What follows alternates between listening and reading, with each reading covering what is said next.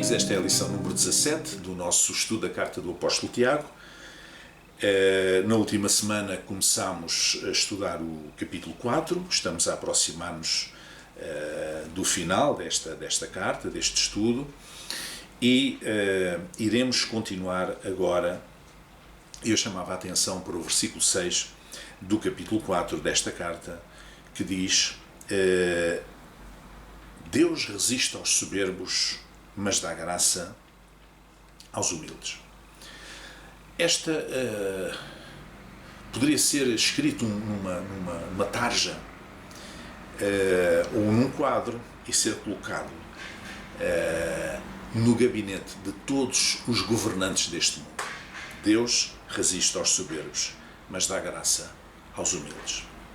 Nós temos visto surgir neste mundo, nas últimas décadas, e na atualidade ainda também, inúmeros líderes políticos ao mais alto nível nos países que são pessoas completamente soberbas. E como é que nós vemos a soberba das pessoas? É pelas palavras que elas proferem e é pelos atos que elas praticam. E portanto Deus resiste àqueles que são soberbos. E a pessoa pode ser soberba enchendo a boca de Deus, falando em Deus para aqui e para ali. Isso não altera nada a sua atitude. Continua a ser soberba. Mas Deus diz que dá graça aos humildes. E este é um grande princípio para o cristão. Nós temos um grande Deus, mas também é um Deus que se fez homem e que se fez o servo dos servos. Ele veio para servir. E por isso, se nós nos queremos identificar com Cristo, nós temos que identificar com Jesus servo. Eu ouço muitas vezes muita teologia sobre Jesus rei, Jesus o triunfador, Jesus etc. Mas aquilo que nós somos chamados é sermos imitadores de Cristo. E Jesus, enquanto aqui esteve neste mundo, Cristo encarnado, que tomou forma humana, ele revelou que é ser humilde. Ele lavou os pés aos seus discípulos. De tal forma que Pedro ficou incomodado e nem queria que ele lavasse os pés, mas ele disse: não, se não te lavar não tens parte comigo. Ele lavou os pés a todos, uma coisa que era considerada quase indigna, uma coisa das classes mais baixas dos escravos, não é? Ele fez-se o servo dos servos. Ele veio para servir e no final serviu entregando a sua própria vida em nosso favor, não é? E, portanto, este princípio deve ser um princípio-chave para a vida cristã. Deus resiste aos soberbos, mas dá graça aos humildes. Todos os grandes homens que persistem na sua vida com soberba acabam mal. Normalmente acabam mal. E aqueles que não acabarem mal, um dia terão que dar contas a Deus da forma como geriram a sua vida. E, portanto, o que vem a seguir, a frase seguinte, do versículo 7, do apóstolo Tiago, é: sujeitai-vos, pois, a Deus, resisti ao diabo e ele fugirá de vós. Portanto, há que nos sujeitarmos a Deus. Nós somos servos de Deus, somos humildes, devemos ser humildes uns para com os outros e particularmente perante Deus, sujeitando-nos a Ele, não é? E, ao mesmo tempo, resistir à influência do mal na nossa vida. Resistir à influência das trevas.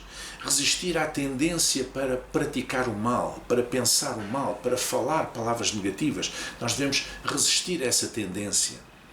E então, se nós resistirmos, nós iremos vencer esta tendência, que está representado por esta frase: resisti ao diabo e ele fugirá de vós.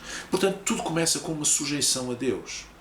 Não importa muito as grandes proclamações que as pessoas fazem, falando do diabo como se fosse um gaiato, falando do diabo como se fosse um animal sarnento, não é? Não, isso é apenas infantilidade espiritual. Estamos a falar aqui das forças das trevas. Nós temos que resistir às forças das trevas.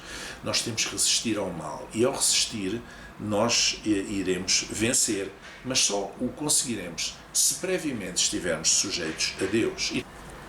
E depois continua: chegai-vos a Deus, versículo 8, e Ele se chegará a vós.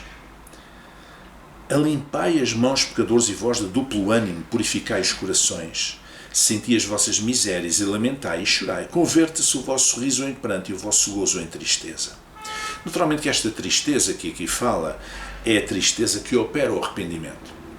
É quando nós tomamos consciência de que falhamos contra Deus, ou falhando contra alguém, falhamos contra Deus, naturalmente, pecamos contra aquela pessoa, mas naturalmente que falhamos em relação a Deus ao pecar contra aquela pessoa.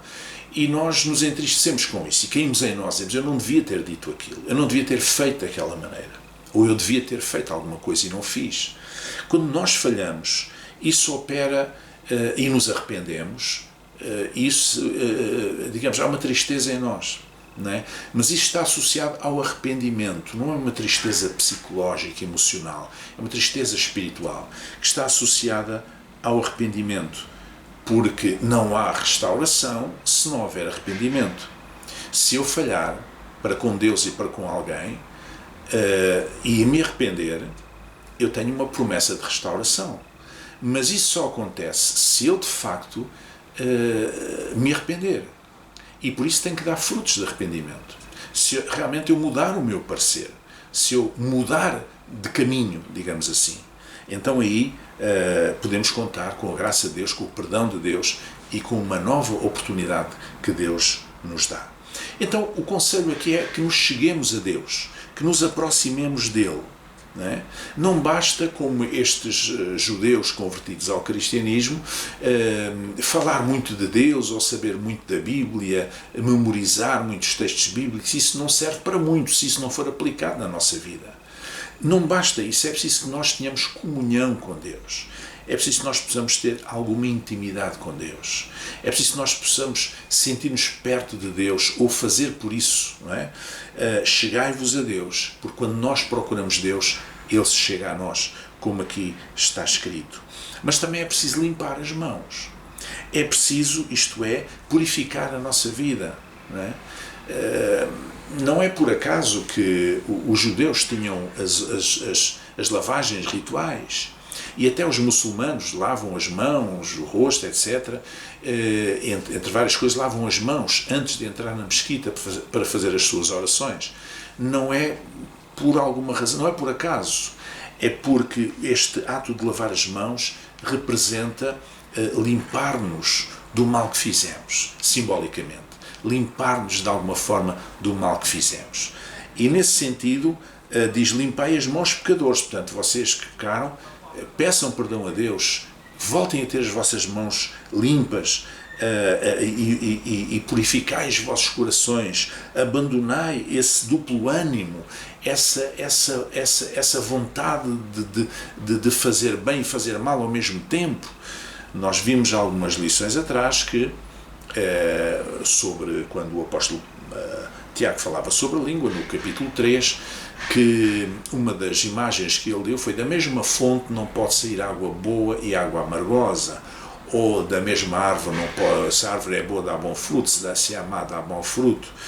Então muitas vezes nós na mesma boca amaldiçoamos ou abençoamos alguém, e aquilo que é aqui dito é que nós não devemos fazer isso. Devemos purificar os nossos corações, não ter um duplo ânimo, ou seja, não ter um instinto, uma vontade de fazer bem e fazer mal ao mesmo tempo, porque isso é apenas o reflexo de uma luta espiritual interior, que é a luta do cristão, e que o apóstolo Paulo explica muito bem, dizendo que é a luta entre a carne e o espírito, entre a tendência da velha natureza e a tendência da nova natureza em Cristo Jesus. Então, a mensagem aqui é para resistir às paixões, para controlar os nossos impulsos, especialmente os impulsos negativos que levam às guerras, às invejas, aos sentimentos negativos, à soberba, a fazer o mal, a falar o mal, a pensar o mal, a praticar coisas más. Deus tem um outro caminho para cada um de nós. Uma semana na sua graça.